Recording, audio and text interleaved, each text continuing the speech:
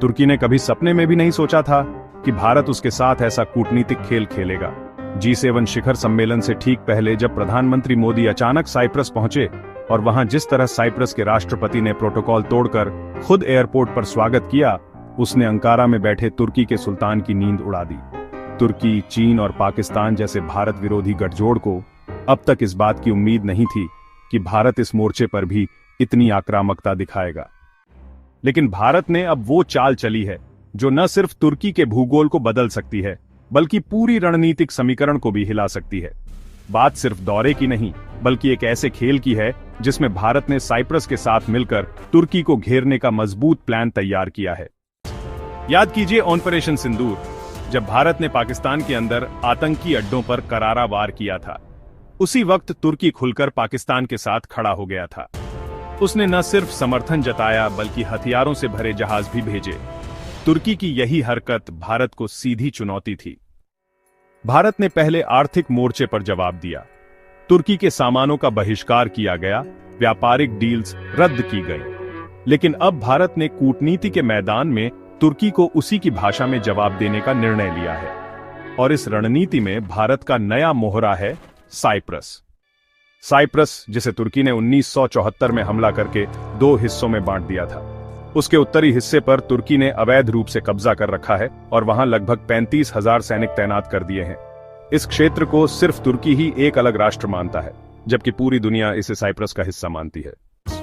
यह स्थिति हूबहू वैसी ही है जैसी पाकिस्तान द्वारा पीओके में बनाई गई है। भारत ने इस समानता को समझा और अब खुलकर साइप्रस की संप्रभुता का समर्थन किया है। प्रधानमंत्री मोदी का साइप्रस दौरा और वहां मिला विशेष सम्मान इसका प्रमाण है। अब सवाल है, क्या भारत साइप्रस को सैन्य रूप से भी मजबूत करने जा रहा है?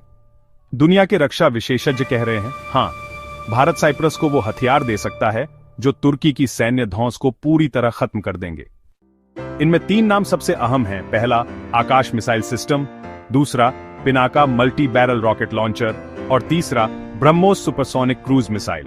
आकाश मिसाइल सिस्टम ये भारत का स्वदेशी वायु सुरक्षा कवच है जो एक साथ कई लक्ष्यों को 30 किलोमीटर दूर से पहचान कर नष्ट कर सकता है। तुर्की के बायकतार TB2 ड्रोन इसके सामने टिक नहीं पाएंगे।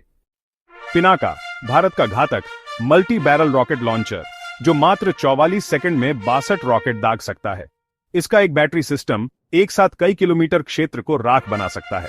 साइप्रस को यह मिलने से तुर्की के कब्जे वाले इलाकों में उसके ठिकाने टिक नहीं पाएंगे।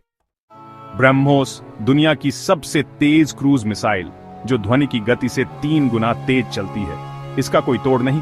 यदि साइप्रस के समुद्री किनारे पर ब्रह्मोस की तैनाती होती है तो तुर्की का कोई भी युद्धपोत भूमध्य सागर में सुरक्षित नहीं रह पाएगा। ये तीनों हथियार मिलकर साइप्रस को एक ऐसी रक्षा शक्ति बना देंगे जो तुर्की के लिए स्थायी सिरदर्द बन जाएगा। यही है भारत की चेकमेट रणनीति। नई दिल्ली अब चुप नहीं बैठती। अगर कोई देश भारत के विरोधियों का साथ देगा तो भारत उसके विरोधियों का सबसे मजबूत साथी बनेगा। भारत की यह नई विदेश नीति अब रक्षात्मक नहीं, आक्रामक है, जिसमें बदले की भावना नहीं, बल्कि न्याय की चेतावनी छिपी है। अंत में सवाल आपसे, क्या भारत को साइप्रस को आकाश, पिनाका और ब्रह्मोस जैसे हथियार देने चाहिए? और अगर देता है तो क्या तुर्की, पाकिस्तान, चीन के गठजोड़ को इससे करारा झटका लगेगा? अपनी राय नीचे कमेंट में जरूर बताएं। वीडियो को लाइक, सब्सक्राइब और अपने दोस्तों तक जरूर शेयर करें। जय हिंद, वंदे मातरम।